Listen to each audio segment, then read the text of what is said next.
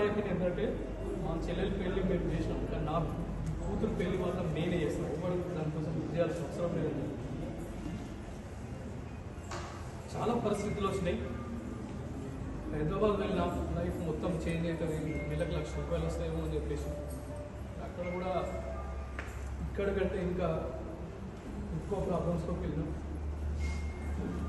కానీ లాస్ కాలేదు, ఏదో ఉన్నదాంతో బయటపడ్డాం.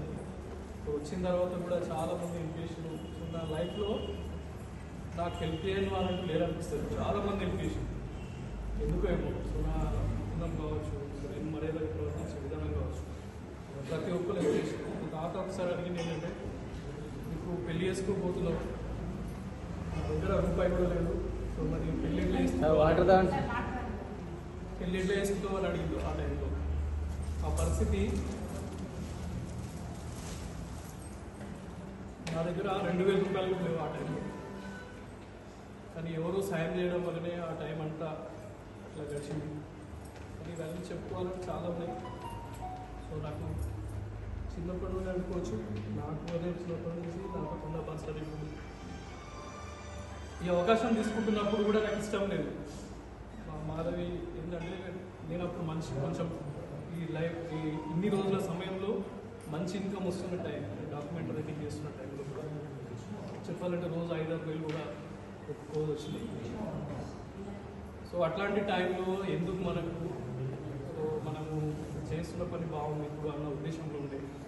కానీ ఆమెకి ఏం మంచిగా అనిపించిందో తెలియదు. సో ఆమె కూర్చుని సో భోజనం చేసే టైంలో అయితే కూర్చుంటాడు అని చెప్పేసి కూర్చుని ప్లాన్ చేపించింది. ఆ రోజు విన్నా, కానీ నాకు ఏం అర్థం కాలేదు. ప్రోడక్ట్స్ అయితే ఆర్గానిక్ ప్రోడక్ట్స్ కదా అని ఒక సింపుల్ విషయం ఉంటే మాత్రమే జాయిన్ అయ్యాను.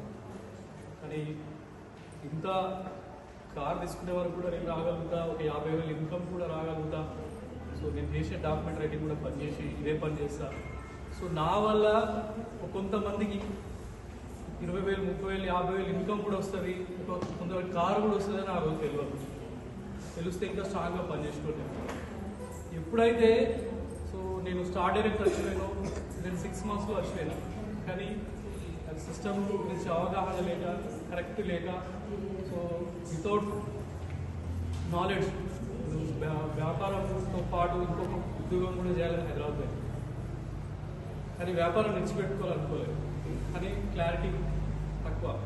సో ఎప్పుడైతే అట్లా పోయిందో నాకు పూర్తిగా అర్థమైంది ఏంటంటే, సో నేను విడిచిపెట్టింది కరెక్ట్ కాదు, నేను చేసేది అదే చేయాలని చెప్పేసి సో అనుకున్నా. లాస్ట్ ఆగస్ట్ నుంచి బాగా కష్టపడ్డా. సో టీంని బిల్డ్ చేయడం ఏంటిది అనేది అప్లై సాయం Das madam, Ashok sir, Lavanya madam, తర్వాత శ్రీనివాస్ సార్ మీటింగ్స్లలో, సో అప్ టు బారుల్ సార్ వరకు వీళ్ళ మాటలు విన్న తర్వాతనే నాకు క్లారిటీ వచ్చింది. ఈ ఆగస్ట్ నుంచి పనిచేసినటువంటి దానివల్ల ఈరోజు నేను డైమండ్ డైరెక్టర్గా ఉన్నా. సో నేనేం చెప్పాలనుకుంటున్నా అంటే, మన దగ్గర ఫ్లాక్స్ ఆయిల్ ఉంది. ఒక్కసారి ఒక చిన్నగా మీ పర్మిషన్ తోటి ఈ ఫ్లాక్స్ ఆయిల్ మనం డెమో చూపిస్తుంటాం అందరికీ. సో ఈ ఫ్లాక్స్ ఆయిల్ ఏం చేస్తుందంటే,